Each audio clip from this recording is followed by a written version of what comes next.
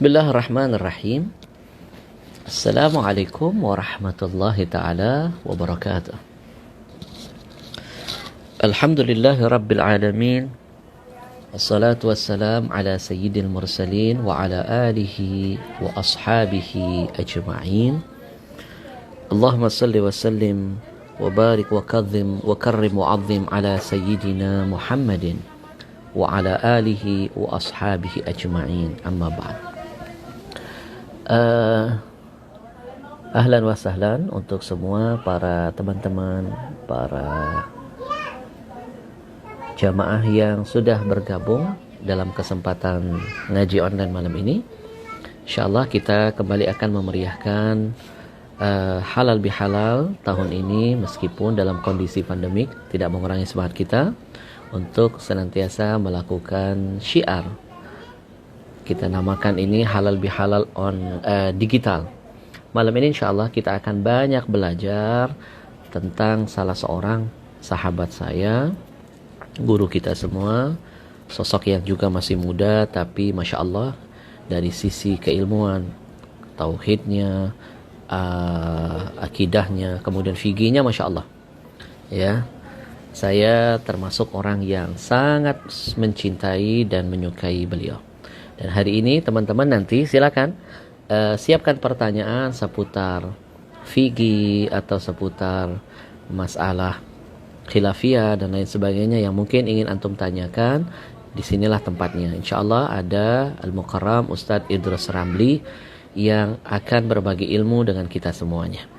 Dan mohon maaf teman-teman, kalau seandainya karena mungkin terlalu banyak yang masuk, kadang-kadang suka ada gangguan, komentarnya nggak bisa dibaca semuanya atau hilang, suka ketindih, saya titipkan sebuah nomor. Anda bisa WA ke nomor ini, nanti pertanyaan Anda akan saya baca dan saya sampaikan kepada beliau. Baik, sebelumnya teman-teman sekalian,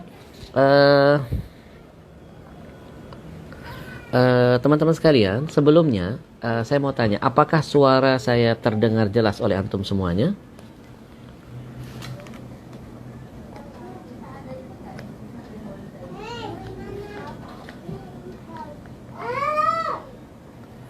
Jelas nggak?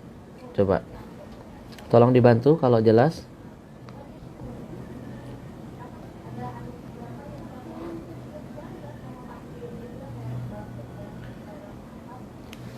Jelas. Alhamdulillah, alhamdulillah. Maaf kalau saya tidak bisa menyebut antum semuanya satu persatu, tapi insyaallah ya tidak mengurangi rasa ta'zim dan hormat untuk antum semuanya. Baik. Silakan kalau ada yang mau ingin ditanyakan seputar fikih. Nanti pertanyaannya akan saya catat dan kita tanyakan kepada beliau.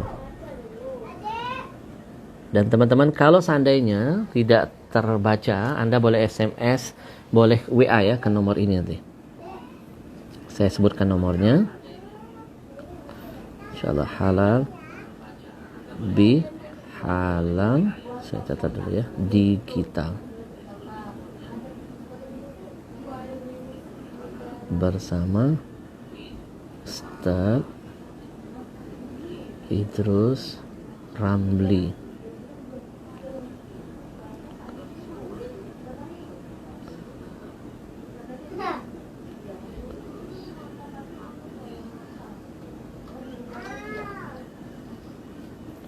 Bisa juga di WA kan ke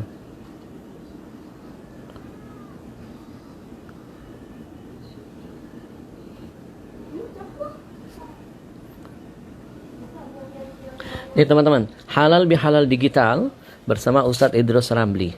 Pertanyaan selain antum bisa tuliskan di kolom komen. Kalau seandainya nanti tidak terbaca, ya, antum bisa tolong bantu ana WA kan ke nomor 0822 5-nya 6 kali 42. Nanti saya udah siapkan infonya, saya akan baca dan kita sampaikan pertanyaan itu kepada Ustadz Idrus Ramli. Ya, karena biasanya kalau sudah terlalu banyak masuk, suka numpuk-numpuk, suka hilang, kadang-kadang cepat banget, belum sempat dibaca. Baik, teman-teman sekalian, kita niatkan dulu biar perjumpaan kita hari ini diberikan keberkahan. eh, menjadi asbab turunnya rahmat, hidayah, berkah, semuanya buat kita. Kita niatkan 1 jam ke depan majelis ilmu kita hari ini, mudah-mudahan Allah ridhai, Allah berkahi, menjadi asbab turunnya semua keberkahan buat kita, turunnya ampunan, dan niat antum semua dikabulkan oleh Allah Subhanahu wa taala. Ala hadhihi niyyah wa ala kulli niyatin salihah wa ila hadratin nabi Muhammad sallallahu alaihi wasallam. Kiramil Fatihah. A'udzu billahi minasyaitonir rajim. Bismillahirrahmanirrahim. Alhamdulillahi rabbil alamin. Ar-Rahmanir Rahim. Maliki yaumiddin. Iyyaka na'budu wa iyyaka nasta'in. Ihdinas siratal mustaqim. Siratal ladzina an'amta 'alaihim ghairil maghdubi 'alaihim waladdallin. Amin. Baik. Alhamdulillah. Kita coba panggil beliau. Satu kehormatan hari ini antum bisa ngobrol langsung dengan beliau, Masya Allah. Assalamualaikum. Waalaikumsalam warahmatullahi wabarakatuh. Masya Allah. Kif halukum ya habibi? Alhamdulillah, tayyibin. Masya Allah. Suara saya jelas, gimana? Sangat jelas. Ya, makin jelas lagi senyum antum yang dahsyat. Alhamdulillah, alhamdulillah. Baik, yang pertama izinkan Al-Fakir mengucapkan rasa syukur yang sangat dahsyat ya kepada Allah, dan terima kasih kepada antum karena antum sudah meluangkan waktu. Ini satu kehormatan buat Al-Fakir dan buat para jamaah. Ini permintaan jamaah udah lama, kepengen minta dihadirkan antum, pengen diskusi, pengen mendengarkan nasihat-nasihat dari antum. Ini live yang pertama mungkin, Ustaz. Ini ya, live yang pertama. Ini live pertama ya. Jadi teman-teman bisa lihat tuh betapa kita dapat nikmat dari Allah. Live pertama kita diizinkan Allah untuk meraih berkah dari beliau. Masya Allah, barakat, nafahat hari ini insya Allah kita dapatkan. Ustaz, baik, mungkin izinkan ana yang pertama mungkin antum sampaikan dulu nama antum, tinggal di mana, riwayat antum secara singkat, sekolah di mana dan sebagainya. Nanti setelah itu baru ada beberapa pertanyaan yang akan kita jawab. Kita mengalir saja, santai. Tergantung nanti ada pertanyaan-pertanyaan yang masuk, Ustaz. Monggo Habibi, silakan. Ana bicara apa Habibana? Coba diulang. Baru Baik, ada. yang pertama, teman-teman pasti pengen kenal semua para jamaah tentang antum, tinggal di mana, kemudian kok antum itu Masya Allah, seperti komputer. Apa yang ditanya, jawabannya Masya Allah, lengkap, padat. Mereka ingin tahu antum belajar dari mana, kemudian kesibukan antum, khususnya saat masa pandemi. Tadi sebelum live dengan antum, Ana ngobrol dengan seorang ustadz muda, Ustadz Hilmi. Beliau titipkan salam khusus buat antum. Waalaikumsalam warahmatullahi wabarakatuh. Ya, baik Ustadz, silakan, monggo. Assalamualaikum warahmatullahi wabarakatuh. Para pemirsa kaum muslimin dan muslimat yang telah bergabung dalam Halal Bihalal digital ini bersama Ustadz kita, Ustadz Ahmad Al-Habsyi, dan juga bersama Al-Fakir. Beliau ini tidak asing. Izinkan saya pertama kali mengucapkan minal aidin wal faizin, selamat Hari Raya Idul Fitri kepada saudara-saudaraku dimanapun Anda berada. Mohon maaf lahir dan batin. Kemudian yang kedua terkait perkenalan dengan Al-Fakir. Al-Fakir ini belajar ketika masih kecil, belajar di kampung pada guru saya Kiai Muhammad Nasyid di Pondok Pesantren Nasrul Ulum sampai tamat sekolah dasar. Setelah tamat sekolah dasar melanjutkan ke Pondok Pesantren Sidogiri Pasuruan, belajar berbagai disiplin ilmu pengetahuan agama selama 18 tahun. Di saya mondok 20 tahun, yang 2 tahun di kampung, yang 18 tahun di Pondok Pesantren Sidogiri. Kemudian kesibukan saya sehari-hari ya amanat dari guru kami, guru saya sering menyampaikan, kata beliau, tariqatuna at-ta'allum wa ta'lim. Jalan hidup kami adalah belajar dan mengajar. Kalau ada orang akan menyampaikan ilmu pada kita, kita dengarkan, kita belajar. Dan ada orang mau belajar pada kita, kita mengajar sesuai dengan kemampuan kita. Itu aktivitas. Selain mengajar, kita juga merintis pondok pesantren di Jember, juga di Jambi. Nah, alhamdulillah kita mengajar di pondok itu juga aktivitas dakwah, mengajar di kampus di beberapa tempat, di mana-mana, di dalam negeri maupun di luar negeri. Dan akhirnya saya kenal dengan beliau, Habibana Ustadz Ahmad Al-Habsyi. Saya rasa itu perkenalan dari saya, dan saya kira tidak perlu diperkenalkan banyak-banyak karena memang ya gak ada yang mau diperkenalkan. Baik, Masya Allah, Masya Allah. Teman-teman sekalian, salah satu yang membuat saya jatuh cinta dengan Ustaz Idrus Ramli, ya, ngefans, mengidolakan, sayangnya luar biasa, karena beliau ini alim tapi mutawadhi. Tawaduknya luar biasa. Kalau antum semua lihat gaya sehari-hari beliau, anak pertama lihat antum kaget. Begitu datang, Masya Allah, sederhana, low profile, tawadu, walaupun badan kita sama, kecil, tapi antum besarnya, Masya Allah, dari sisi kemuliaan yang lain. Kemudian teman-teman, beliau ini memang bukan hanya di Indonesia, sampai ke Malaysia, beliau dikenal. Bahkan sering diundang kajian-kajian khusus yang diadakan oleh kerajaan-kerajaan Malaysia. Kajian-kajian spesial khusus betul-betul tidak mudah untuk orang bisa masuk ke sana. Nah, salah satunya beliau yang sudah sudah mondar-mandir di seputaran Malaysia.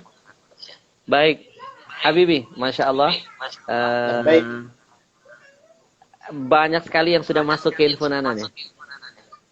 Karena kalau kita biarkan di kolom komentar, suka ketindih, kemudian nggak sempat dibaca. Izinkan Ana baca satu persatu.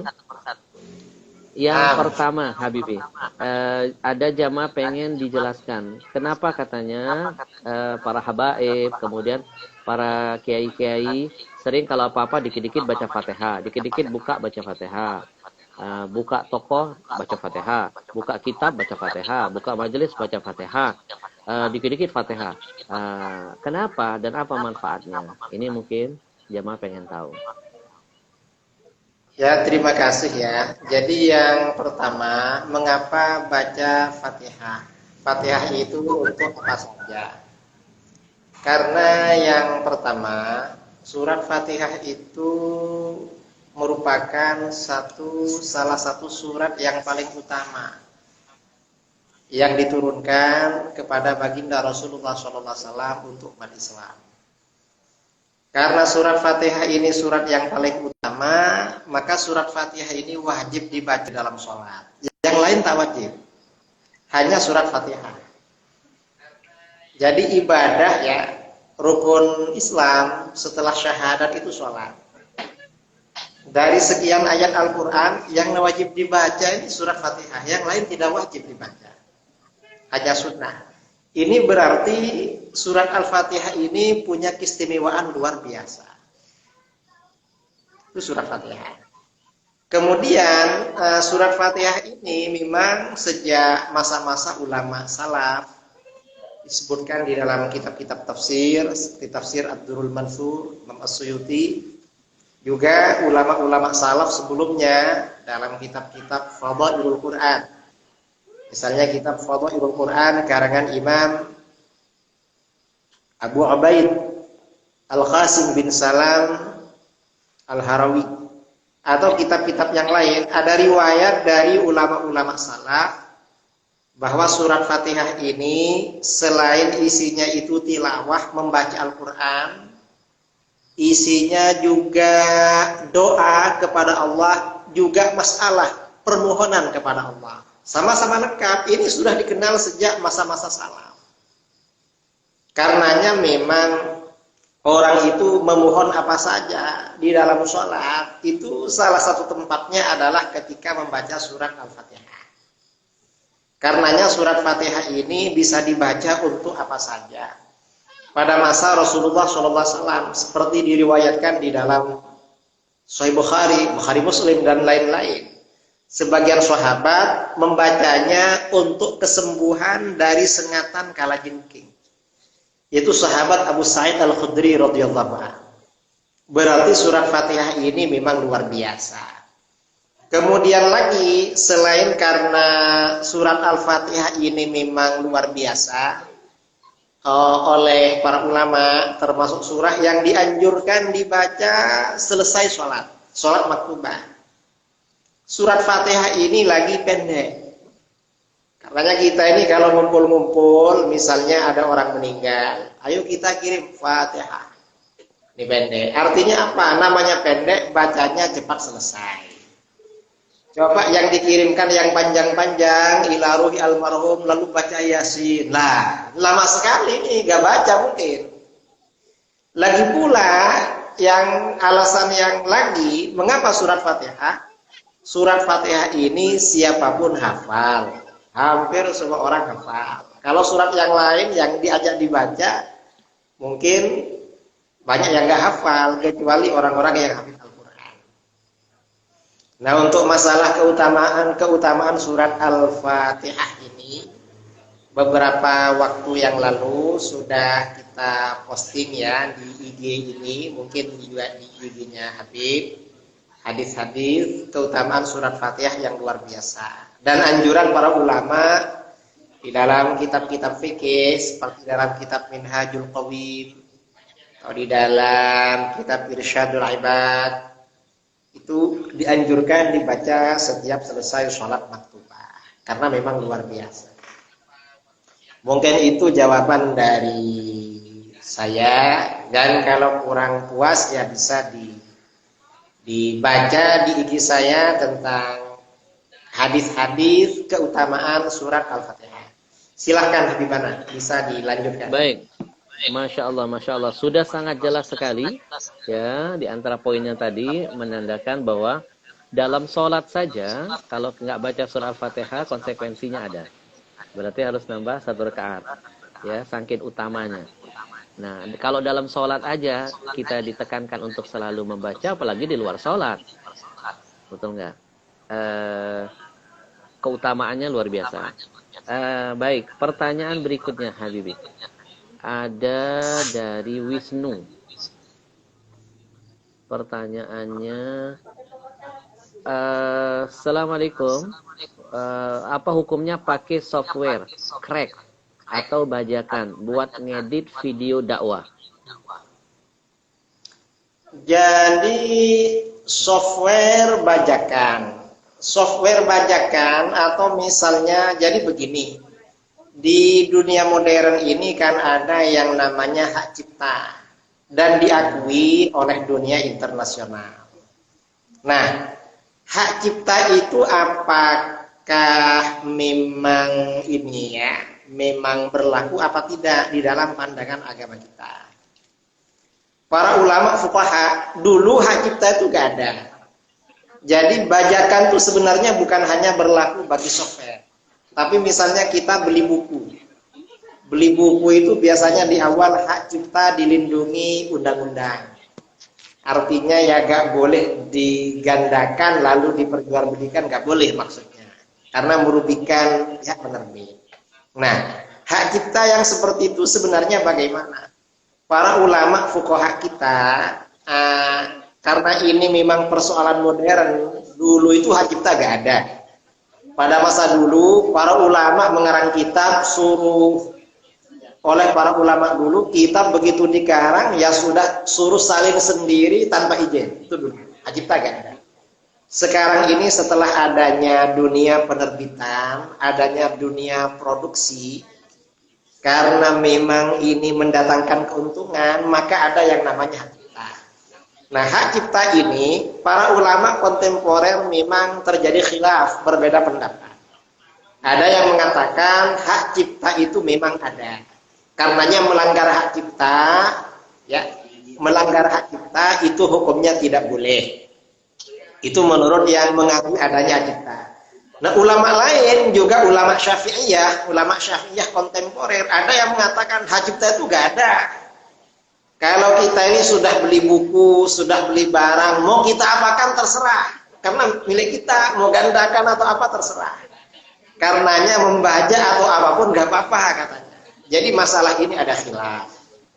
Ada perbedaan pendapat di kalangan para ulama. Itu kalau secara fikih. Cuma kalau secara hukum positif ya, secara hukum positif di negara kita juga di negara-negara lain di dunia, hak cipta itu bisa diajukan gugatan ke pengadilan. Tapi kalau secara fikih, secara syar'i ya tadi itu. Ya sebaiknya kalau menggunakan software bajakan ikut yang tidak mengakui hak cipta.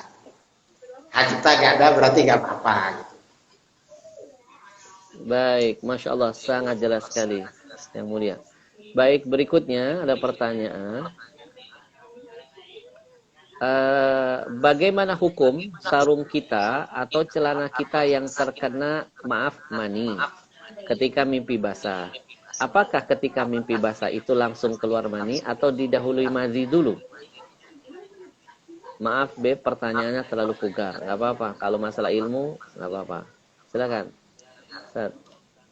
Jadi yang pertama ya, yang perlu dibahas pertama, mani itu tidak najis. Dalam mazhab Syafi'i, mani tidak najis. Karenanya kalau celana atau sarung itu kena mani karena mimpi basah itu tidak najis. Pertanyaan kedua, apakah kalau kita mimpi basah sebelum keluar mani itu keluar madi dulu? Karena madi ini najis. Apakah keluar madi dulu? Ini para yang setahu saya ya, yang jelas madi itu hukumnya najis. Jadi hukumnya najis. Apakah sebelum keluar madi dulu? Setahu saya di kitab-kitab fikih maupun di dalam kitab-kitab syarah hadis itu kalau orang mimpi sepertinya memang tidak didahului oleh keluarnya madi. Karenanya kalau orang ihtilam itu tidak wajib dicuci. Dari mani ya cukup ya tidak wajib. Yang setahu saya, wallahu a'lam.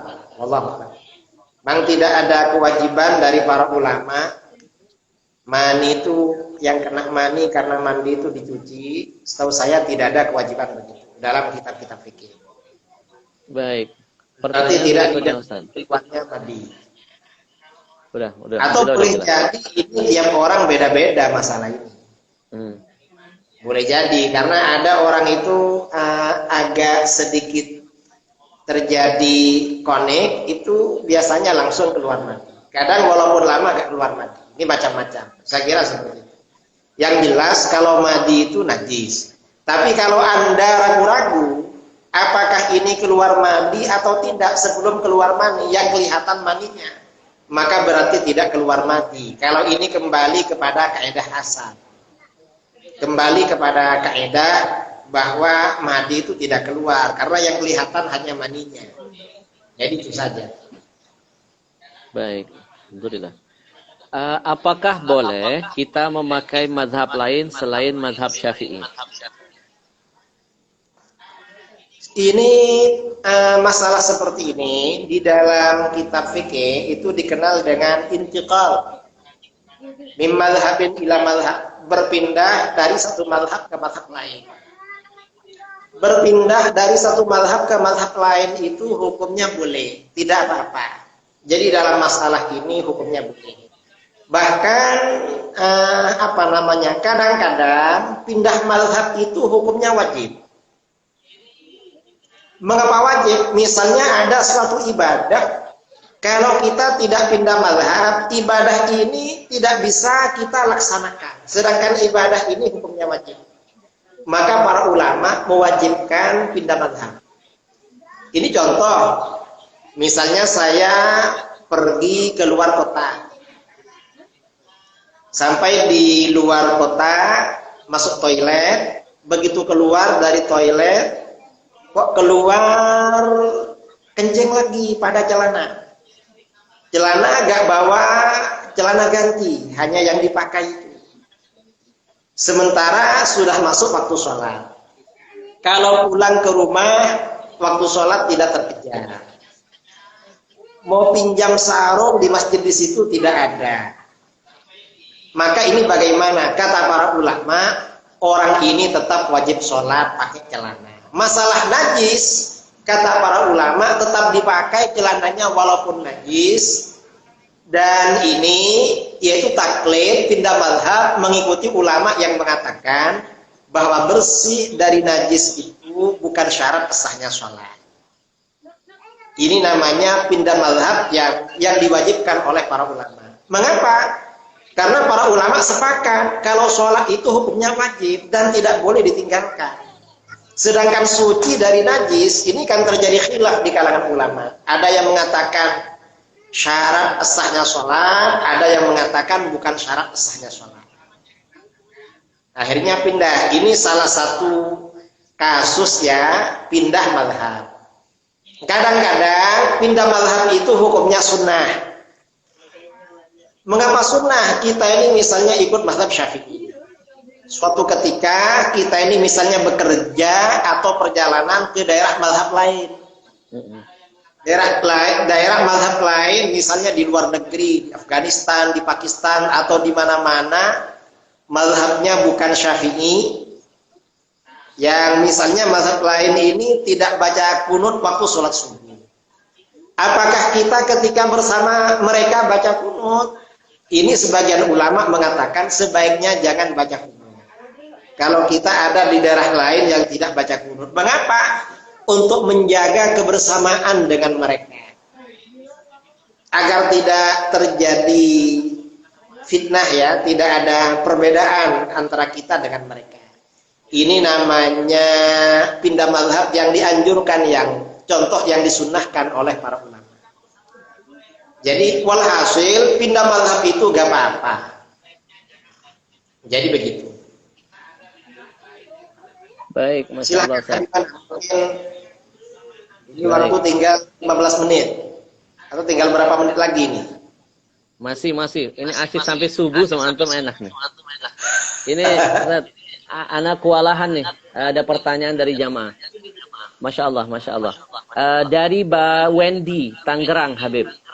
Apakah seorang ibu yang sudah wafat bisa memaafkan dosa-dosa anaknya di waktu lampau? Jadi begini ya, kalau kita ini punya salah pada orang yang meninggal dunia, baik mereka ini orang tua kita atau orang lain, maka solusinya bagaimana agar mereka memaafkan kita? Solusinya kata para ulama, kita ini mendoakan mereka. Mendoakan orang yang meninggal itu. Baik orang yang meninggal itu orang tua maupun orang lain.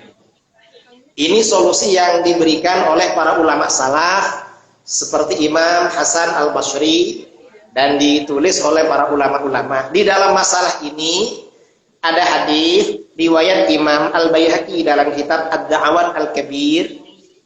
Rasulullah SAW bersabda, kafaratu man igtabtahu an tastaghfira lahu ba'da mautihi.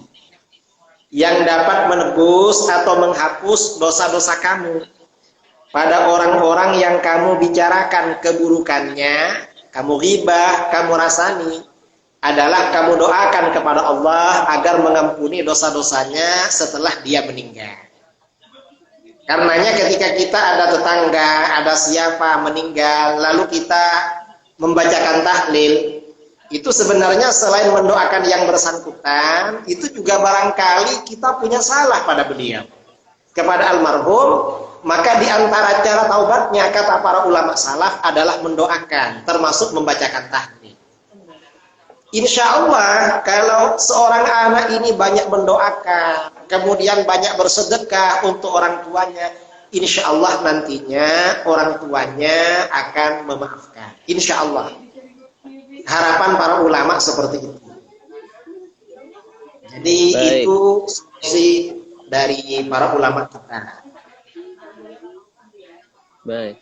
Kemudian Ustaz, apa hukumnya menonton film Korea dan hukum memakai cadar, Ustaz? Hukum apa itu? Korea. Film Korea. Sekarang ini lagi marak-maraknya drakor, drama Korea. Jadi yang pertama menonton TV, ya. Menonton televisi, acara-acara televisi itu jangankan drama Korea, hatta drama-drama yang produk Indonesia itu memang sebagian banyak tidak sesuai dengan syariat, tidak sesuai dengan ajaran agama. Karena tidak sesuai dengan ajaran agama, maka itu memang hukumnya oleh para ulama. Ada ulama Syafi'iyah kontemporer, Syekh Muhammad Al-Amin Al-Harari. Beliau punya kitab Syarah Sahih Muslim yang tebalnya 26 jilid, juga Syarah Sunan Ibnu Majah, tebalnya juga 26 jilid. Dalam kedua kitabnya acara-acara TV itu banyak yang mungkar, yang tidak sesuai dengan ajaran agama. Mengapa tidak sesuai dengan ajaran agama? Ya, selain memang proses pembuatan film itu ya, itu terjadi ikhtilat, percampuran laki perempuan, kemudian buka aurat, itu memang diharamkan oleh para agama. Juga di situ ada alat-alat musik.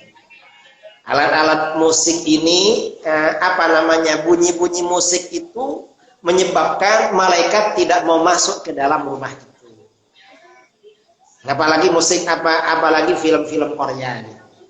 Pasti lebih seru Habibana ya. Pasti lebih seru filmnya daripada film dalam negeri karena sudah dari Korea. Ya, betul Ustaz. Jadi gara-gara film Korea ini banyak emak-emak konsennya ke film Korea, tanggung jawab kepada suaminya terbengkalai. Nah, akhirnya suaminya ketiduran Habibana ya. Iya. Suaminya ketiduran. Drakor.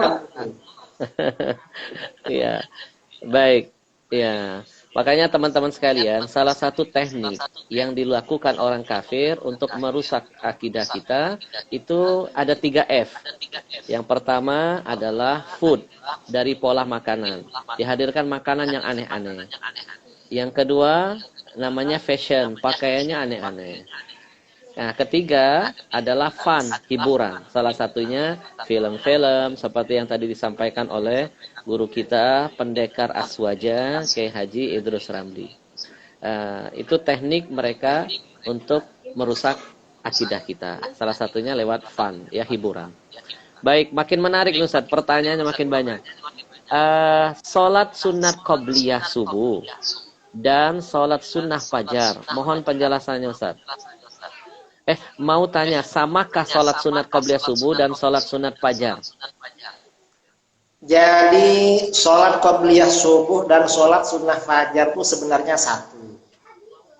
Jadi qobliyah subuh itu bisa diniatkan usolli sunnatan qobliyatas subahi.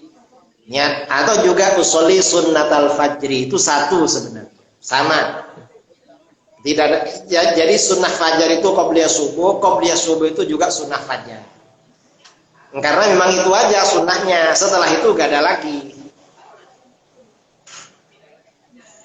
Baik. Pertanyaan berikutnya.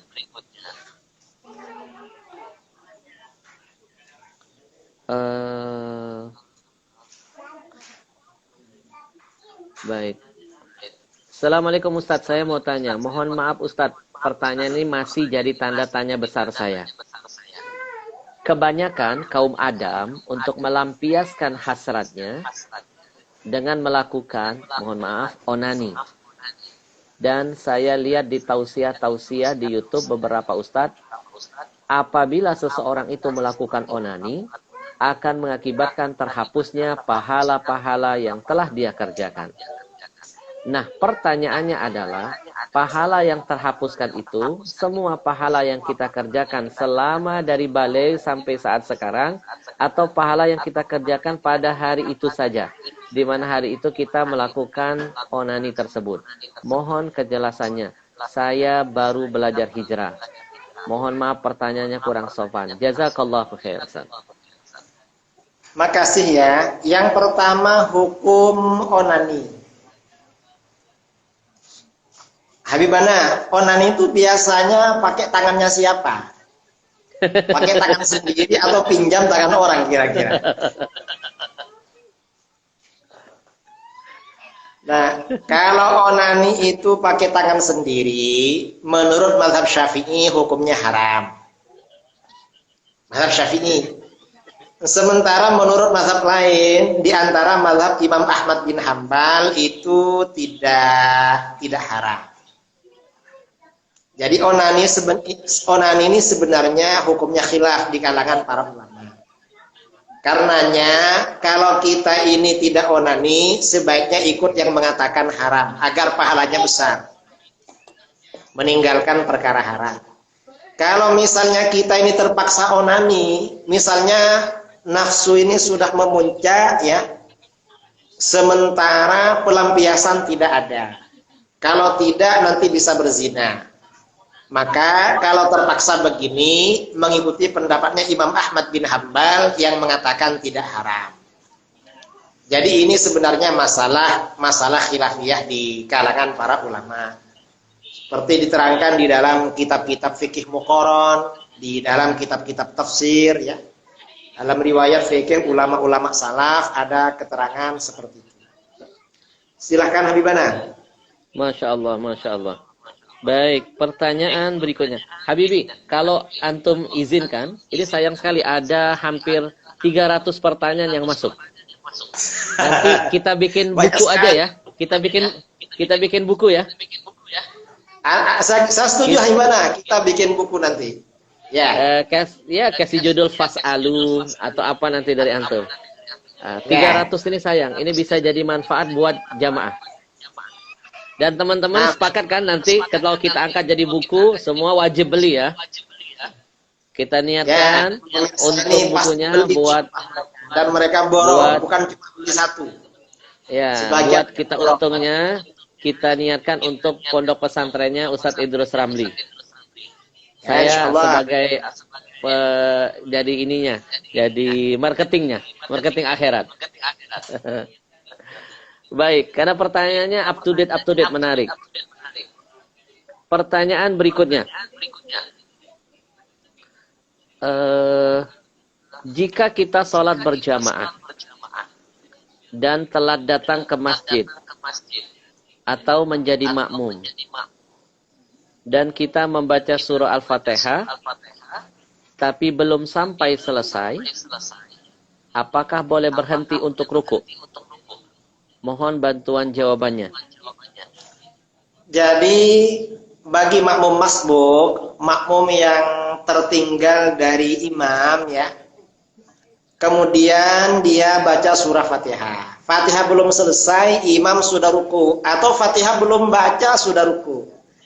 Maka bagaimana dia mengikuti imam yaitu ruku?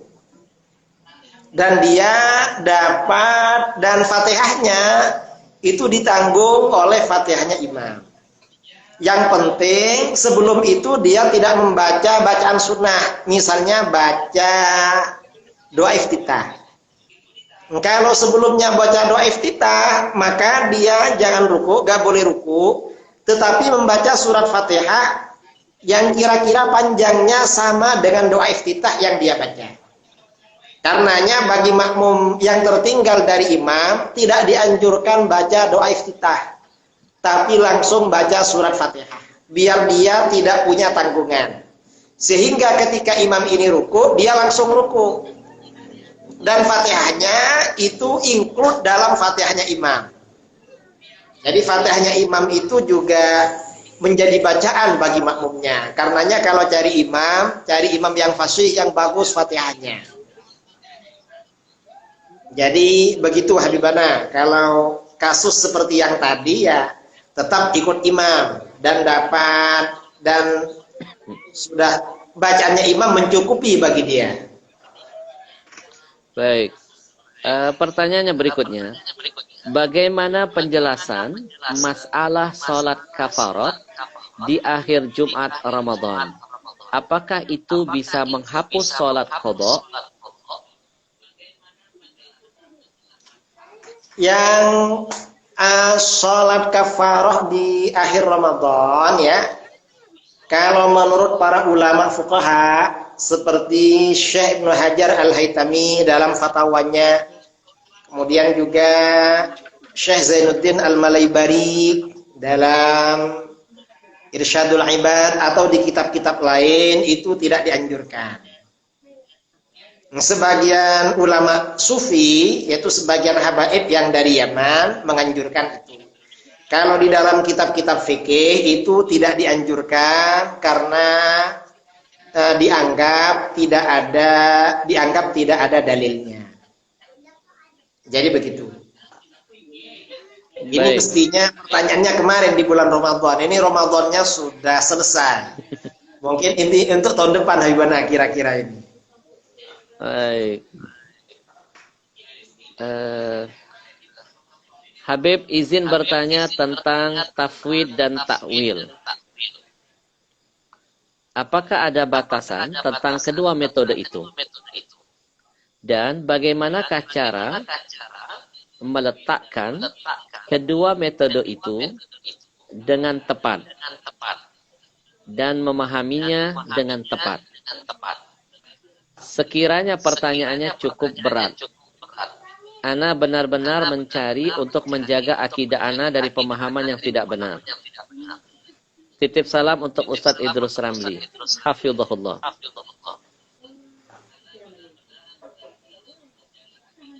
Ya, gimana? Itu aja. Itu aja. Jadi tafwid dan takwil ini hubungannya dengan ayat-ayat atau hadis-hadis mutasyabihat. Di dalam Al-Quran maupun di dalam hadis-hadis itu ada ayat-ayat atau nas yang muhkamat ya.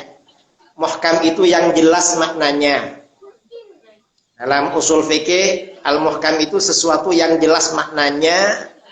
Kalau mutasyabih itu yang serupa yang tidak jelas maknanya. Nah, menghadapi ayat-ayat mutasyabihat ini yang berkaitan dengan zat Allah atau sifat-sifat Allah, para ulama Ahlus Sunnah wal Jamaah ini mengambil dua pendekatan. Kalau mayoritas ulama salaf pendekatannya tafwid. Tafwid itu artinya menyerahkan. Maksudnya apa? Menyerahkan pengertian atau makna yang sebenarnya kepada Allah. Seperti misalnya ada ayat Ar-Rahmanu 'alal 'arsy istawa. Tuhan yang Maha Pengasih beristawa kepada arsy. Istawa itu artinya apa? Sebagian ulama salaf melakukan pendekatan tafwid. Bagaimana? Yang tahu hanya Allah maknanya istawa. Karenanya ada riwayat dari Imam Ahmad ketika tentang istawa, kata Imam Ahmad, istawa kama akhbar. La kama yakhturu fi qalbil bashar.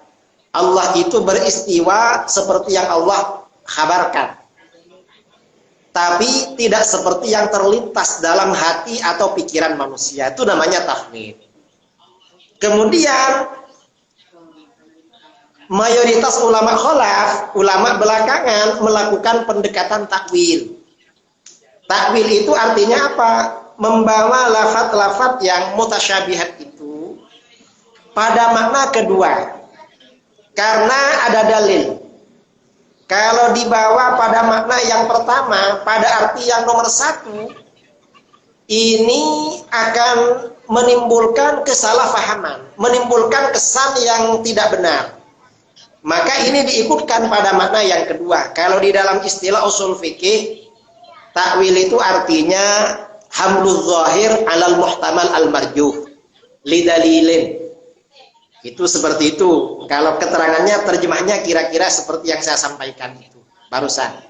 Dan ini karena dalil. Nah, kalau takwil, istawa itu diartikan berkuasa. Allah berkuasa mengatur atau menguasai arasy, itu namanya takwil. Dan ini sama-sama diambil oleh ahlus sunnah wal jamaah. Nah, masalah takwil atau tafwid yang benar itu caranya bagaimana? Kita ini gak perlu melakukan tafwid sendiri atau takwil sendiri. Kita ini cukup belajar kitab-kitab akidah atau kitab-kitab tafsir yang ditulis oleh para ulama ahlus sunnah. Karena di situ pengertian tafwidnya maupun takwilnya sudah dijelaskan. Kita ini membicarakan takwil atau tafwid, ini konteksnya ketika dihadapkan dengan penafsiran kelompok lain di luar ahlus sunnah wal jamaah. Ini pendekatan ahlus sunnah. Kalau kelompok di luar ahlus sunnah, ayat mutasyabihat seperti istawa, itu pendekatannya bukan takwil, bukan tafwid. Tetapi apa? Pendekatannya adalah zahir, mengambil makna zahir. Jadi istawa diartikan duduk-duduk atau bersemayam. Dan itu tidak benar. Itu bukan manhaj ahlus sunnah wal jamaah. Saya kira itu ya Habibana, ini hanya contoh saja. Ya, kalau ingin lebih mendetil membicarakan takwil atau tafwid, ini perlu kira-kira waktu 1 hari. Masya Allah, Masya Allah. Tadi sebenarnya sudah jelas, sudah cukup dapat poinnya. Dari Zaki Hamdani Jember, orangnya antum nih. Ya mungkin ada di depan Anda, ini banyak orang di rumah Anda ini. Gitu. Kirim salam buat semua yang di sana. Apakah boleh akad nikah pakai mazhab selain Syafi'i?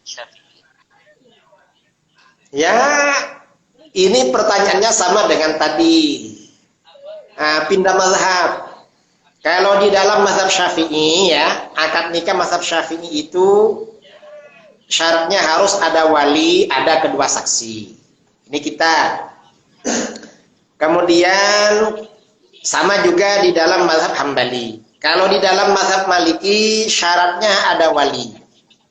Tak perlu saksi. Cuma sebelum berkumpul wajib isyhar, wajib diumumkan kalau ini sudah dikawinkan, sudah diambil mantu. Kalau menurut mazhab Hanafi, akad nikah itu cukup 2 saksi, tidak perlu wali. Itu mazhab Hanafi. Nah, kita ini apakah boleh ikut mazhab lain? Gak apa-apa ikut mazhab lain. Kalau memang terpaksa. Tapi kalau tidak terpaksa sebaiknya jangan. Mengapa? Khawatir terjadi fitnah. Khawatir terjadi fitnah. Nah, kita ini bisa bisa dicurigai atau apa, nanti bisa-bisa jatuh pada haram. Kecuali kalau terpaksa. Kita ini Ustaz, kalau gak segera menikah pakai Hanafi, ini orang tuanya ada di sana, kita gak bisa menghubungi. Ya apa ini? Ini gak ada yang menolong. Ya kalau terpaksa ya gak apa-apa. Namanya terpaksa. Kalau gak terpaksa, sebaiknya ya jangan pindah mazhab. Tapi pindah mazhab ya gak apa-apa. Ya cuma ya dijagalah, dipikir-pikir kalau mau pindah mazhab. Itu mazhab yang 4. Mazhab yang 4 ya seperti itulah. Kalau mazhab Syafi'i ada wali, ada saksi. Mazhab lain cukup 2 saksi, 1 mazhab lagi cukup wali. Oke. Assalamualaikum Ustadz, mau tanya, kalau misalnya kita sering mimpiin habaib yang masih ada ataupun yang sudah wafat, itu artinya apa ya Ustadz? Orang bermimpi ahlul bait atau bermimpi para ulama itu berarti menunjukkan ada mahabbah. Berarti yang bersangkutan ini cinta kepada yang diimpikan itu, dan itu pertanda baik. Karena cinta kepada ahlul bait ya, cinta kepada ahlul bait itu memang hukumnya wajib, diperintahkan oleh baginda Rasulullah Shallallahu Alaihi Wasallam. Imam kita, Imam Syafi'i berkata, ya ahla baiti Rasulillah hubbukumu fardun minallah fil Qur'ani anzalahu. Mencintai ahlul bait itu adalah kewajiban yang diturunkan Allah di dalam Al-Qur'an. Berarti mahabbahnya ini benar-benar mantap karena sampai terbawa ke dalam mimpi.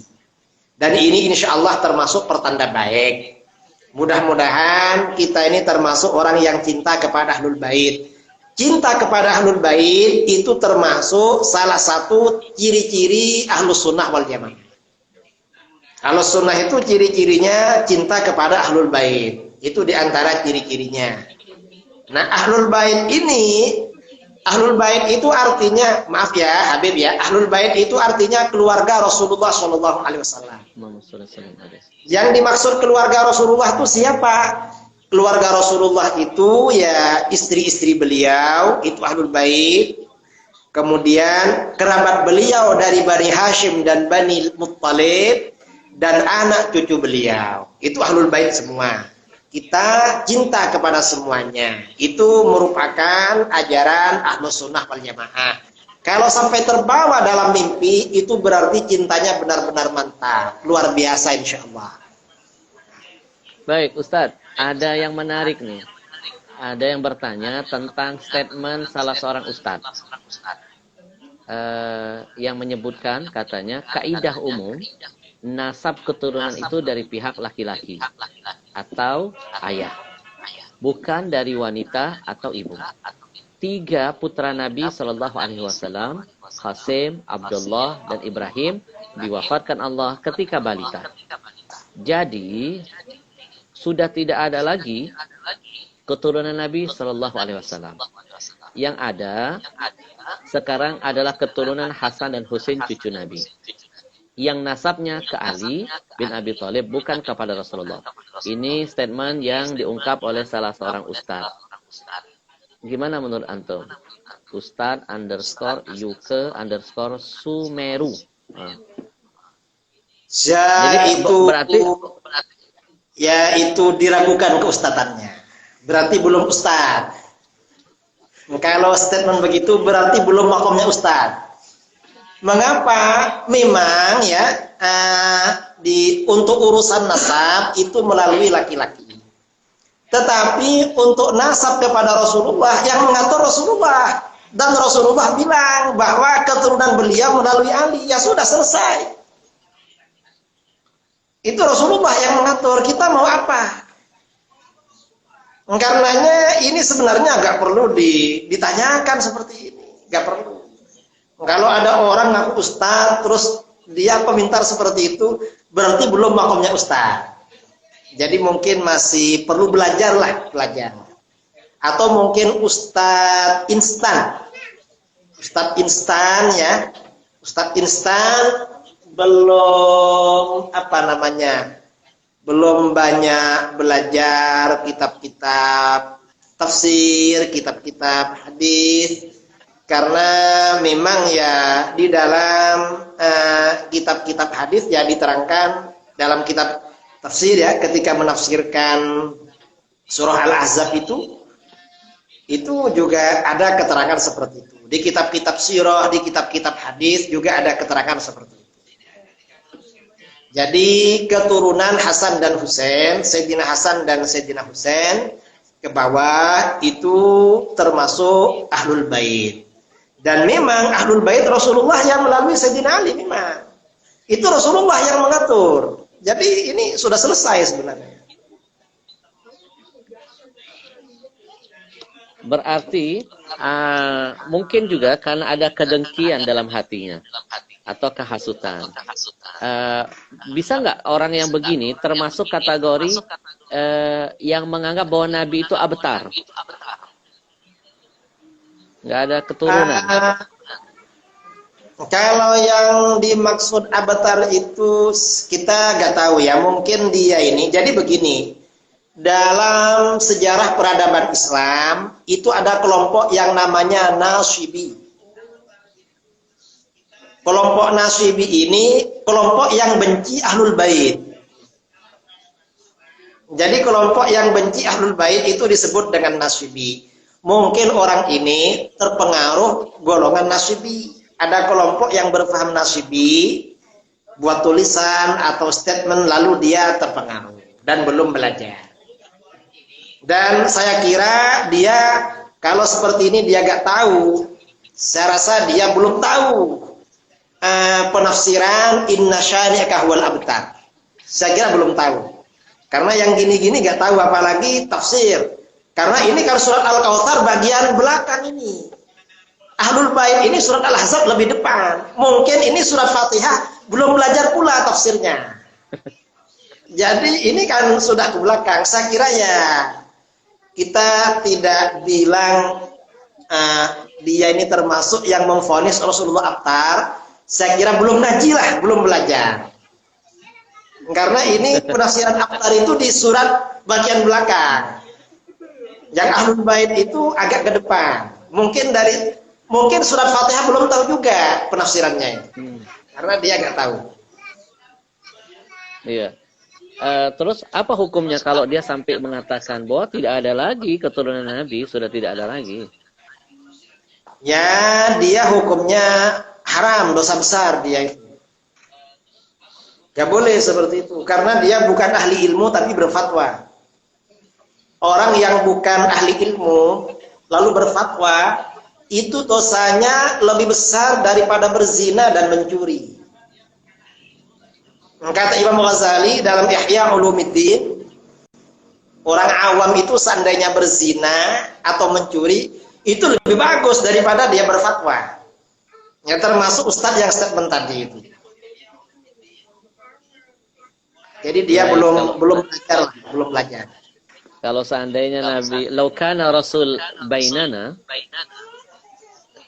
menghadapin orang-orang yang berpikiran picik begini, mungkin sudah turun surah khusus buat dia. Ya, sama seperti surat yang diturunkan buat orang yang menghina Nabi. Allah itu sangat menjaga betul perasaan Nabi SAW. Ya, itu surat Al-Abtar itu orang Quraisy ya, ada orang musyrik dari Quraisy yang bilang begitu. Akhirnya turun surat itu. Ada lagi statementnya yang kurang enak, dengan segala ketidaktahuannya, dia berani menyampaikan begini. Habib atau Habib, dalam kurung itu bahasa Arab. Artinya orang yang dicintai Allah Subhanahu wa taala dan banyak manusia. Habib itu tunggal. Habaib itu jamak katanya. Bukan berarti keturunan Nabi SAW. Statementnya jelas sekali itu. Ya, ini gak ngerti Habib. Jadi memang apa namanya? Seperti disebutkan oleh Sayyid Muhammad Murtada Az-Zabidi dalam Tajul Arus min Jawahiril Qamus, istilah Habib ini awal mula kan digunakan untuk keturunannya Sayyid Abdullah Al-Idrus. Jadi golongan Ahlul Bait dari Hadarimah, dari Hadramut. Jadi anak cucu beliau kemudian dipanggil Habib. Habib itu ya Ahlul Bait dari keturunan beliau. Memang di daerah-daerah lain itu tidak dipakai. Kalau di daerah Maroko di Mesir, keturunan Sayyidina Hasan dipanggil Syarif. Kalau dari jalur Sayyidina Husain dipanggil Sayyid. Itu dalam kitab-kitab. Nah, sejak kira-kira abad ke-10 Hijriah di Yaman, untuk keturunan Sayyid Al-Idrus itu dipanggil Habib. Dan ini istilah. Dan istilah Habib itu artinya dicintai. Mengapa dicintai? Ya karena memang para habaib yang dari Yaman dulu itu Selain mereka memang ahli ilmu, mereka juga orang yang bersih, orang-orang sufi, orang cinta pada mereka. Akhirnya mereka dipanggil Habib. Dan sampai sekarang anak cucunya juga dipanggil Habib juga. Ini istilah sebenarnya.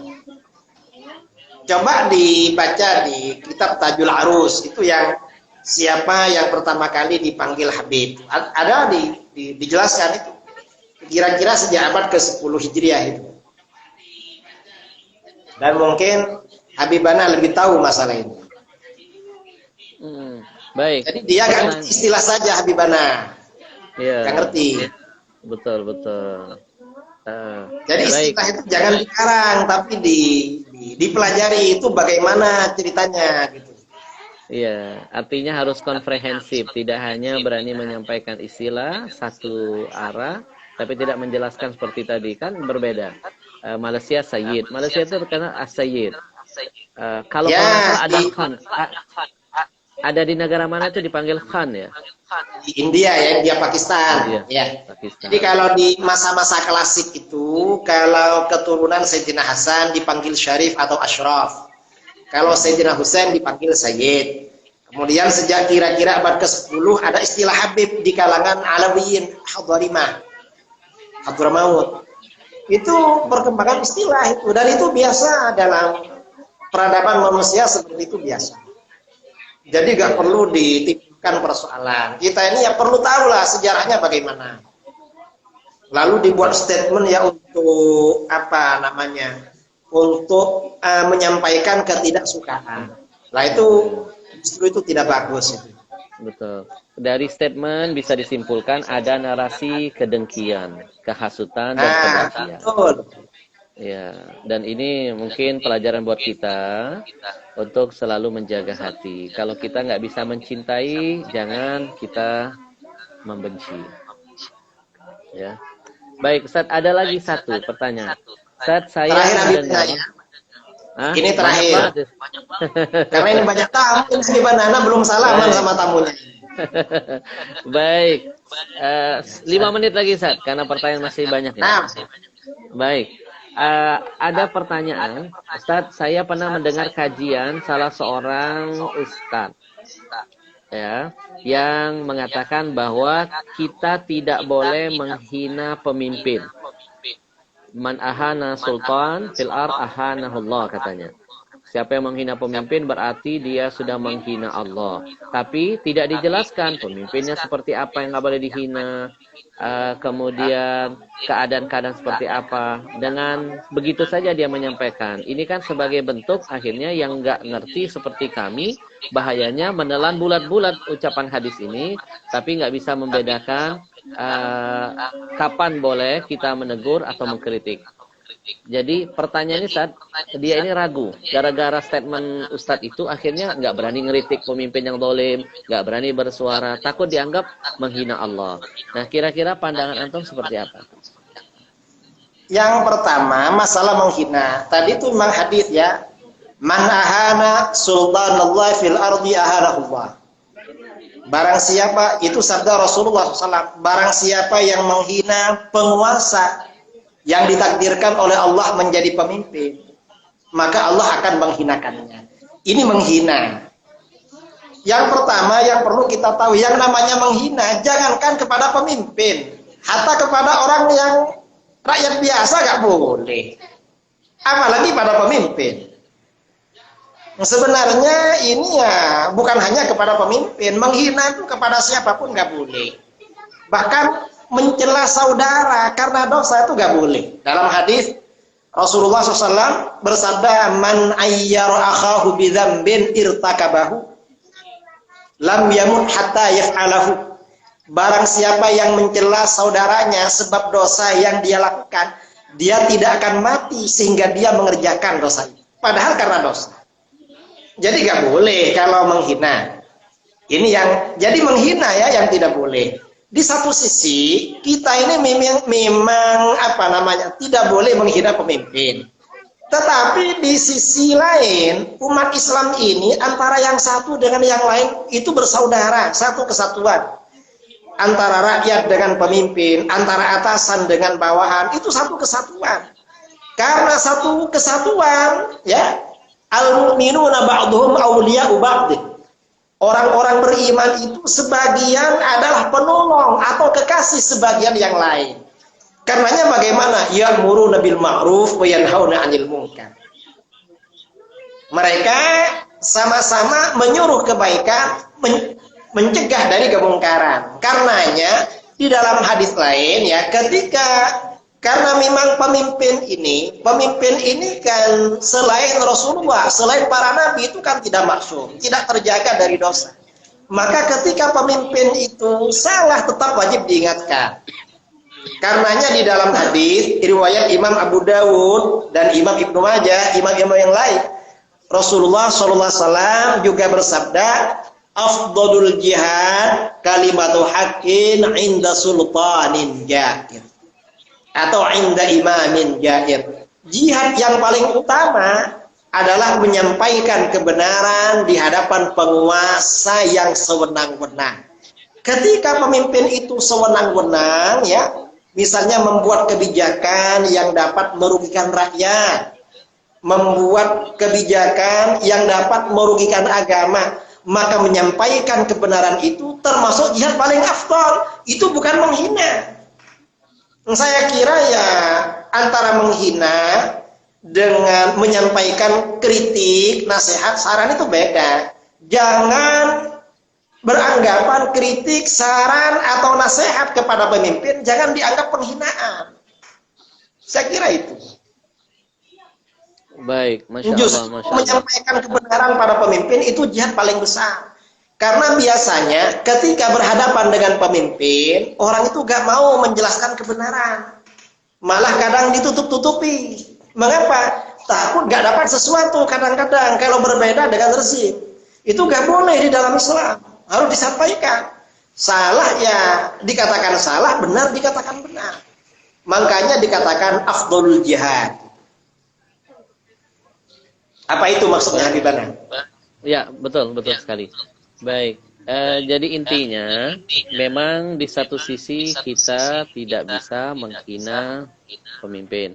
Tapi bukan berarti maksud beliau kita tidak boleh memberikan kritik atau saran untuk membuat pemimpin kita terus berada di jalan yang Allah ridhai. Nah, buat pemimpin, kalau ada rakyat yang berani mengkritik, menyampaikan aspirasi, jangan dianggap radikal, jangan dianggap menjadi sesuatu yang berpikir negatif. Karena man ahabbak nasaha. Rakyat itu kalau cinta, dia akan menasehati. Karena pemimpin itu tidak boleh ditaati 100%. Makanya dalam Quran kalau nggak salah, itu surah Al-Anbiya ayat 59. Ketika Allah menyebutkan ya ayyuhalladzina amanu ati Allah wa atiur rasul. Kepada Allah ada kata ati, kepada Rasul ada kata ati. Tapi ketika dilanjutkan wa ulil amri enggak ada pakai kata ati. Enggak ada wa atiu ulil amri.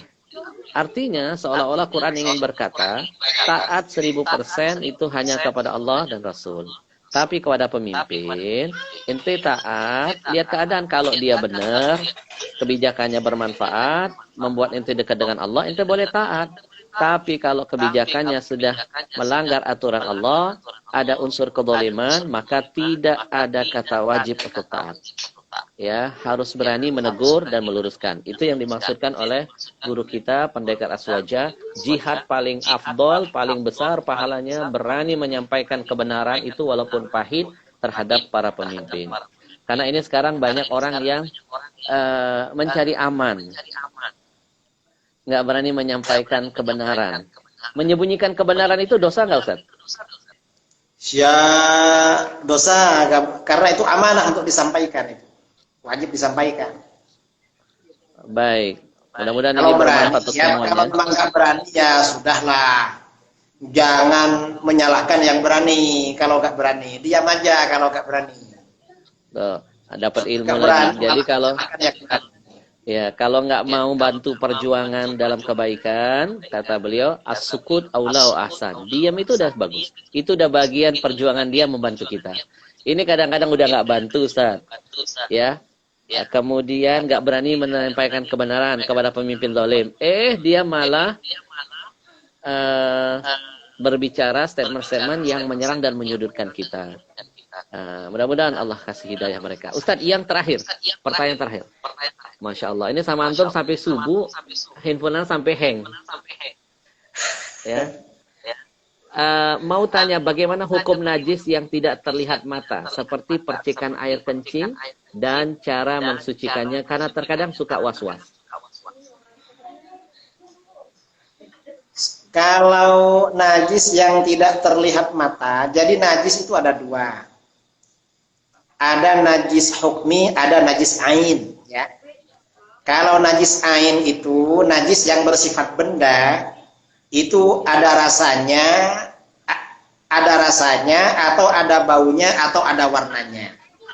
Maka ini harus mendatangkan air dialirkan ke situ. Ada najis hukmi. Najis hukmi itu artinya apa? Najis cuma baunya sudah gak ada, warnanya gak ada, rasanya gak ada. Kalau seperti ini, maka cukup dipercikkan air, walaupun tidak mengalir, itu sudah suci. Nah, misalnya celana, kita ini keluar dari toilet, setelah kencing lagi pada celana. Ya kalau kencing kayak gitu itu najis aini, itu bukan najis hukmi. Karena itu kalau diteliti rasanya, saya nggak pernah ya, mungkin masih ada itu rasanya asin atau bagaimana, kira-kira masih ada. Ya itu dicuci itu. Kalau yang tidak kelihatan najis ain ya seperti tadi. Saya kira itu Habibana ya, ini pertanyaan terakhir karena aku Habibana. Insyaallah sisanya kita dalam live yang akan datang kita insyaallah. Yang jelas terima kasih, antusias jamaah luar biasa. Ini live antum pertama, ada 300 lebih, hampir 400-an pertanyaan yang sudah masuk. Dan mohon maaf, Ana dan Ustadz Idrus, Ramli, mohon maaf kalau tidak bisa membacakan pertanyaan untuk satu persatu, tapi insya Allah kita akan wujudkan dalam bentuk sebuah buku. Mudah-mudahan nanti bisa bermanfaat untuk para jamaah. Kita minta beliau nanti menulis, kita ambil berkahnya, dan insya Allah kita sebar. Dan teman-teman jangan bosan-bosan, nanti kita akan bikin kajian mungkin sebulan sekali dengan beliau khusus untuk pembekalan tentang fikih dan akidah buat kita semuanya. Yang muliaku terima kasih banyak. Sampaikan salam takzim untuk semua para jamaah yang saat ini ada di tempat antum. Hampir 2 jam tidak terasa ngobrol dengan antum. Dan ini 2 jam mereka istiqomah mendengarkan arahan antum. Ya, terima kasih banyak. Jazakumullah ahsanal jaza. Jangan bosan-bosan nanti kalau kita ajak untuk live lagi, San. Dan teman-teman, setelah ini semuanya follow akun Instagram guru kita tercinta. Ustaz, silakan sebutkan akunnya. Apa namanya ya Habibana ya? Akun antum? Ya, akun ini sudah. Akun ini kan ada ini. Akun ini ya, Idrus Ramli. Muhammad titik Ramli ya. Oke, semuanya wajib ikuti akun ulama-ulama kita seperti beliau yang istiqamah dalam kebaikan. Baik, terima kasih Ustaz, jazakumullah. Sekali lagi, Assalamualaikum warahmatullahi wabarakatuh. Waalaikumsalam. Baik, teman-teman sekalian, alhamdulillah banyak sekali manfaat kita hari ini. Teman-teman, ada hampir masih ada nih, antum bisa lihat ada 274 pertanyaan yang belum terbuka dan dibaca. Tapi insya Allah nanti kita akan bikin buku biar jadi manfaat. Jadi taklimnya nggak hanya selesai sampai di sini, terus mengalir pahalanya buat kita. Insya Allah setelah ini akan kita bikin bukunya. Mohon ridhonya teman-teman, nanti kita ajak beberapa ustaz-ustaz lain untuk memperkaya hasanah keilmuan kita dalam menghadapi beberapa permasalahan yang sekarang. Jadi intinya begini, ya teman-teman sekalian, sekali lagi saya menitipkan pesan. Kalau pemimpin itu mengajarkan kebaikan, kita harus dukung, kita harus doakan. Tapi kalau seandainya dia sudah melenceng, maka tugas kita meluruskan. Ya, memberikan kritik, memberikan saran, memberikan arahan. Ya, tidak hanya berdoa, kita butuh perjuangan. Dan jihadnya yang paling dahsyat itu menyampaikan kebenaran kepada pemimpin yang berbuat kezaliman. Mudah-mudahan teman-teman para ulama yang lain istiqamah dalam berdakwah dan menyampaikan kebenaran kepada para pemimpin-pemimpin yang zalim. Jangan lupa loh, Umar bin Khattab, seorang khalifah ketika itu, ketika beliau sedang masuk ke kampung, ya, menyamar, lalu beliau menemukan ada seorang ibu yang sedang pura-pura memasak makanan. Anaknya menangis begitu dahsyat. Lalu Umar mendekat, wahai ibu, kenapa anakmu menangis? Lapar, udah berapa hari nggak makan. Terus kamu masak apa? Ternyata yang dimasak cuma batu untuk ngebohongin anaknya, pura-pura lagi masak biar anaknya terdiam, lama nunggu ketiduran atau terdiam. Sampai menangis Sayyidina Umar. Lalu apa yang terjadi? Wanita itu jelas-jelas menghina Umar bin Khattab. Dia mengatakan bahwa Umar itu pemimpin yang nggak adil, pemimpin yang nggak pernah peduli rakyatnya. Habis-habisan Umar diserang. Di depan Umarnya langsung. Apakah Umar marah? Apakah Umar langsung teriak kepada ajudannya? Ajudan, nih tangkap nih, jadiin tersangka nih. Ayo suruh LSM yang perudahan kita. Bikin laporan, masukkan laporan. Jadikan tersangka. Enggak, Umar nggak begitu. Umar menangis mendengar hinaan wanita itu. Akhirnya dia langsung permisi, pulang lagi ke istananya. Dia ambil gandum makanan dari Baitul Mal, dia gendong sendiri di pundaknya. Walaupun ajudannya bilang, Umar, biarkan saya yang membawanya. Atau Umar, enggak, saya yang akan bawa. Saya akan bawa dan saya akan hantarkan. Karena saya enggak mau, nanti saya diminta pertanggungjawaban di hadapan Allah. Ini baru namanya pemimpin. Sembakunya dibawa langsung, bukan dilempar-lempar di pinggir jalan. Akhirnya seperti kesannya sesuatu yang tidak mendidik dan tidak enak kita mandangnya. Ya, pemimpin itu pelayan, bukan penguasa, pelayan. Sayyidul qaum khadimuhum. Pemimpin yang baik itu adalah pelayan bagi rakyatnya. Bukan mentang-mentang jadi pemimpin Anda seenak-enaknya, semena-menanya berkuasa, tidak sana, tinggal sini, bikin peraturan seenak-enak udelnya dewe. Tapi Anda melupakan bahwa Anda itu adalah pelayan. Namanya pelayan, mau dikatain, mau ditegur, mau dimarahin, Anda harus siap. Karena Anda yang memilih posisi itu. Ketika Anda siap menjadi pemimpin, Anda harus siap konsekuensinya menjadi pelayan buat rakyat. Jadi bagi sembako jangan dilempar-lempar. Umar bin Khattab digendong, di pundaknya dihantarkan langsung. Bukan hanya itu, dia masakin gandumnya. Bukan hanya itu, disuapin ke anak yang nangis itu. Masya Allah ya Rahman ya Rahim. Mudah-mudahan para pemimpin kita ya tahu diri dan mau belajar dari gaya kepemimpinan orang-orang soleh sebelum kita. Kalau ingin dicintai dan diberkahi hidup dunia akhiratnya, insya Allah, mudah-mudahan. Allah mahdihi ya Rabbana. Baik teman-teman sekalian, biar pengajian ini makin terus bermanfaat nilainya, tetap saya tidak bosan-bosan mengajak teman-teman yang belum menonton film Ada Syurga di Rumahmu yang diangkat dari buku mega bestseller karangan saya. Nanti silakan DM atau WA kan ke nomor yang tadi saya sematkan ini. Insya Allah nanti akan dikirim linknya. Dan hari ini tetap kita manfaatkan taklim ini biar tetap ada nilai di hadapan Allah. Nggak cuma dapat ilmu tapi memperkaya amal kita di hadapan Allah. Ya, teman-teman sekalian, betul kayak nganu main lempar-lempar sembako. Kayak nggak ada harga diri kita jadi rakyat. Itu kalau ada pemimpin yang lempar-lempar sembako kepada rakyatnya, itu menandakan pemimpin itu nggak punya akhlak, dia merendahkan rakyatnya. Emang rakyat kita, dia lupa, dia bisa jadi besar karena rakyat yang kecil, dia bisa jadi presiden, raja, jadi penguasa, itu karena orang-orang di bawah. Jangan, kalau tidak bisa memuliakan, jangan menghinakan rakyatnya. Baik teman-teman, ada beberapa buku. Ini buku yang pertama, buku yang kedua, buku yang ketiga. Ya, hari ini kita buka lelang. Ya, dan kita niatkan Anda yang ikut donasi bersama Al-Habsyi Peduli, program berbagi di Hari Fitri, sembako, ada belasan item nilainya sekitar 150.000 akan kita bagikan ke para saudara-saudara kita yang membutuhkan. Anda bisa lihat rekamannya di YouTube Gencar TV. Termin sebelumnya ratusan paket kita bagikan. Saya perintahkan langsung kepada semua jamaah dan murid-murid saya, jangan lempar sembako itu. langsung hantarkan ke tangan orang-orang yang membutuhkan. Ketok pintu rumahnya, hantarkan ke rumahnya. Biar kita lihat langsung keadaannya. Bukan lempar sana, lempar sini, gak ada manfaat. Akhirnya yang rebutan, yang punya tenaga, yang punya kekuatan, yang punya uang, yang kelaparan, mereka gak dapat apa-apa. Ya, percayalah jamaah, amanah yang antum berikan dititipkan melalui Yayasan Al-Habsyi Peduli. Saya langsung yang melihat dan mengarahkan para murid-murid untuk itu sampai tepat sasaran dan target yang kita niatkan.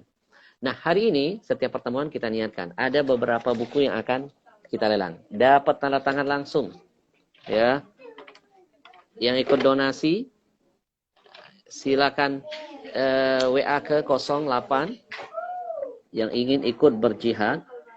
Saya ini ya, saya tulis ya, yang ingin. Bentar, bismillahirrahmanirrahim. Biar jadi amal buat kita di hadapan Allah. Ngaji kita nggak cuma ngaji, tapi kita mengkaji. Yang ingin ikut berdonasi, silakan WA.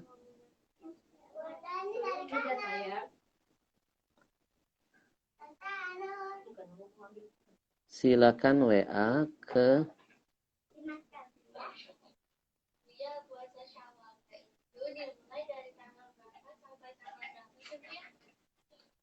Oke, ini teman-teman, yuk kita masuk surga bareng-bareng. Kita bikin Rasulullah kita tersenyum dengan semua kebaikan yang kita sebarkan. Baik, Rasulullah itu adalah orang yang sangat-sangat dermawan. Anda berdonasi, ya, minimal 100.000, mau lebih kita akan tetap salurkan semuanya dari umat untuk umat. Minimal 100.000, Anda berdonasi, kita belikan sembako, kita hantarkan kepada yang berhak, dan yang berdonasi dapat buku. Plus tanda tangan langsung dari saya. Terima kasih sudah banyak teman-teman yang membantu di termin pertama dan termin kedua. Dan terus kita makin semangat karena kita langsung tepat target, tepat sasaran, lihat langsung orangnya. Dan ini akhirnya merangsang kita untuk tidak berhenti beramal. Sampai masa pandemik selesai. Semaksimal mungkin dengan segala potensi. Ya, kita akan terus berjuang. Kalau saya sendirian mungkin agak sulit mewujudkan. Tapi ketika kita kebersamaan, bersama-sama itu jadi kecil. 50, 100 paket kecil kalau kita keroyokin ratusan orang yang sedang live. Masing-masing komitmen satu saja, belum lagi ajak keluarganya, itu jadi amal buat kita. Antum dapat buku, anak kasih tanda tangan langsung. Ya, yang ingin ikut berjihad. Ya, bismillahirrahmanirrahim.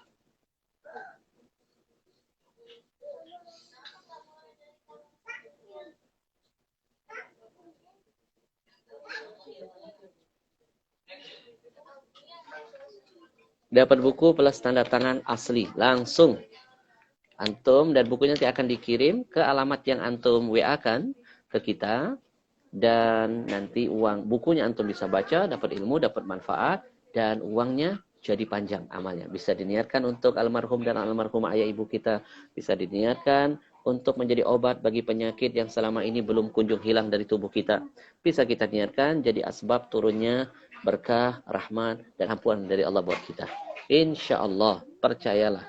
Ya, inilah saat yang paling tepat untuk kita membantu saudara kita karena mereka membutuhkan uluran tangan kita. Berapa banyak yang karena pandemik di PHK, tidak punya penghasilan, tidak bisa bekerja, tidak bisa keluar dari rumah, mereka dipaksakan harus di rumah, sementara anak istri mereka kelaparan. Tugas kita. Ingat kata Nabi, tidak sempurna iman seseorang itu ketika dia tidur dalam keadaan kenyang, sementara kanan kiri tetangganya, lingkungannya masih ada yang kelaparan. Saudaraku yang dimuliakan Allah, kita bangkit, kita berjuang sama-sama. Insya Allah. Keberkahan ada pada kebersamaan. Saya tunggu kerjasamanya setelah ini. WA-kan. Habib, saya ingin ikut jihad, berdonasi. Nanti dikirim nomor rekening yayasannya. Anda transfer. Kemudian Anda kirim balik bukti transfernya ke nomor yang saya tuliskan ini. Nomor ini yang di WA. Ya. Nomor ini. Kemudian nanti Anda kirim alamat pengiriman bukunya. Kemudian kita akan kirim. Ya, ongkirnya bisa COD, bisa di tempat yang dituju. Insya Allah. Ya, sangat dahsyat bukunya. Bagus banget, garansi. Bukunya keren banget, ada surga di rumahmu. Baik, terima kasih. saya ingin mengucapkan kepada semua para mujahid dan mujahidah yang sudah ikut berdonasi melalui Al-Habsyi Peduli berbagi di hari yang fitri. Terima kasih, Allah yang membalas kebaikan. Allah yang akan memuliakan antum dengan segala pengorbanan yang sudah antum berikan. Saya hanya sebagai pelayan umat, hanya memfasilitasi dan mengajak antum semuanya. Jangan bosan-bosan untuk diajak untuk urusan kebaikan. Jangan bosan-bosan untuk mendengarkan kebaikan, karena Allah yang menyuruh kita fastabiqul khairat, berlombalah selalu dalam urusan kebaikan. Hari ini kita berbuat satu, besok harus ada dua. Hari ini dua, besok terus meningkat. Kita dianjurkan untuk berlomba-lomba dalam segala bentuk kebaikan. Sekali lagi terima kasih. Besok insya Allah kita akan hadirkan tamu-tamu lain yang akan memberikan manfaat dan berkah buat kita semuanya. Teman-teman, teruslah berjihad. Kunu ansarullah. Jadilah selalu tentara-tentara Allah. Dan jangan pernah malas untuk melakukan kebaikan. Fastabiqul khairat. Saya tunggu 10 orang pertama yang ingin jadi donasi hari ini. Kita niatkan untuk sembako buat saudara-saudara kita. Segerakan WA ya. Insya Allah ada keberkahan buat antum semuanya. Assalamualaikum warahmatullahi wabarakatuh.